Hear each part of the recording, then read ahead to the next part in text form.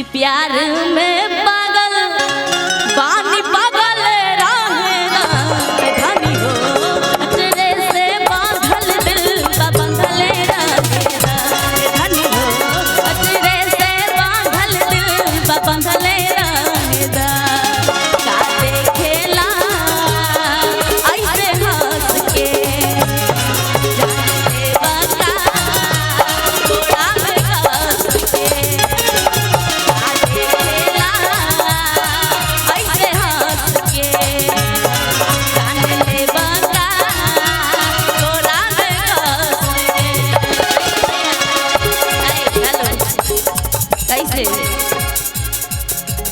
थोड़ा भाव में होना चाहिए ना। एक बार जोरदार ताली सभी को बजा दीजिए, एक बार हल्ला करके दिखा दीजिए, है ना कि रामपुर गांव में कितना पावर है। जोरदार हल्ला होना चाहिए। आइए। प्यार में पागल बानी पागल रहेला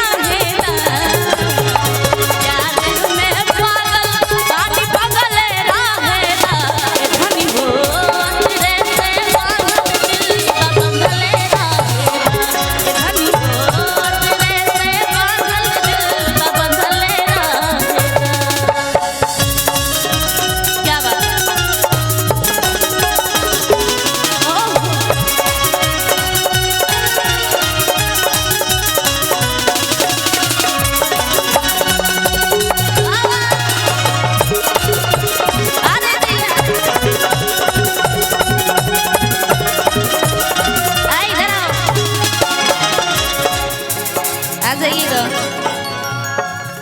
कि धारा धारा गोली चल तो रामपुर के चौक पर धारा धारा गोली चल तो रामपुर के चौक पर नाचे पर तो झोड़ी तोरा रही नाचे पर तो झोड़ी तोरा रही लेकिन आइए कि नौ मोड़ी लुटाई वो जब रामपुर के चौक पर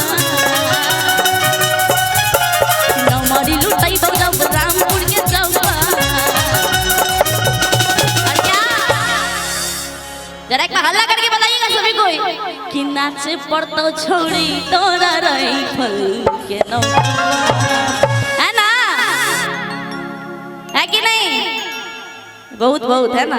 जोरदार ताली सभी को, दोनों हाथ को खोल के ताली भी होना चाहिए, है ना कि नाचे पर तो छोड़ी तोरा राइफल के नौका नाचे पर तो छोड़ी तोरा राइफल के नौका।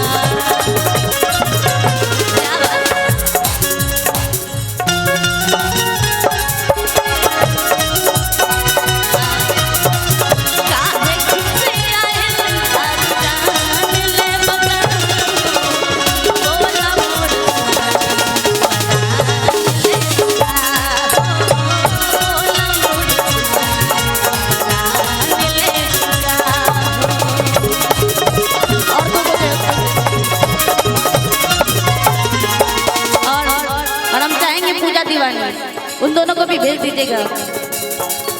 ये है जिया रिया और इन्हीं की 2 कॉपी एक और है ना। ये है माई मनीषा की 2 कॉपी और इनकी भी 2 कॉपी है, आ रही है अभी।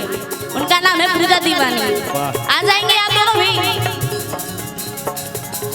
सब एक देखेला ऐसे हंस के जान ले बता कोरा में हंस के देखेला ऐसे हंस के जान ले बता कोरा में हंस के प्यार में पागल बानी पागल रहेला प्यार में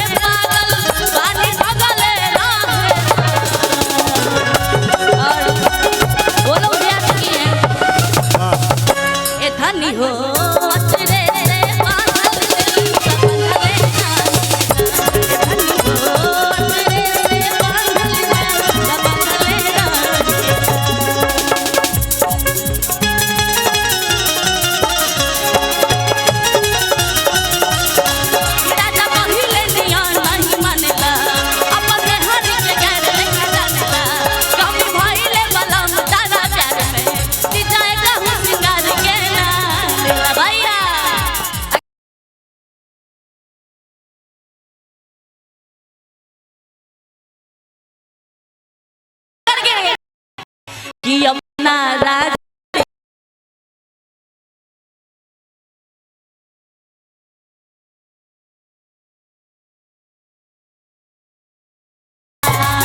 राजा पहिले नियन नहीं मानेला अपन में हरि के गाड़ ले जानेला राजा पहिले नियन नहीं मानेला अपन में हरि के गाड़ ले जानेला कमी भइले पलम तारा प्यार में विजय कहूं सिंगार के नामेला भैया और सिला बट चुड़िया तोड़े लुए जा बेरी बेरी मुहबा मोड़े लुए जा तो अपना राजा जी के दिलवा का मोड़े लुए जा तो अपना राजा जी के दिलवा का मोड़े लुए जा क्या बात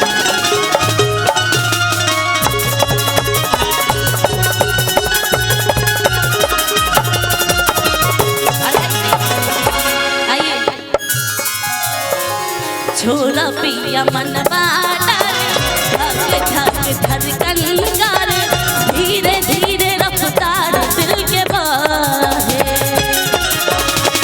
छोला पिया मन बाटा धक धड़कन कर धीरे धीरे रफ्तार दिल के बहे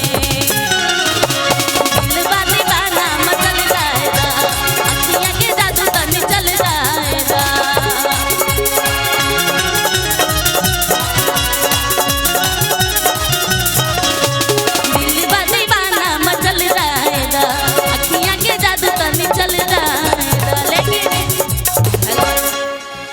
कि नहीं आबा लागल एकरा लागल रहेदा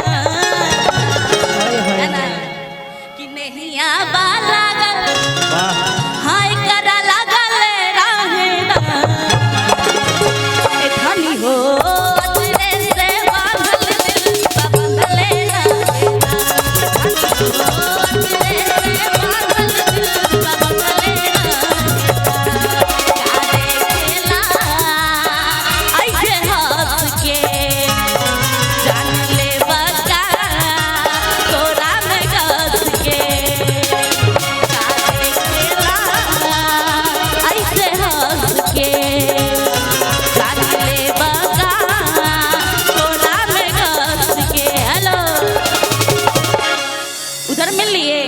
सभी से इधर मिले हैं हाँ इधर भी मिल के आइए एक बार इधर भी मिल लो थोड़ा भाव में कि का देखेला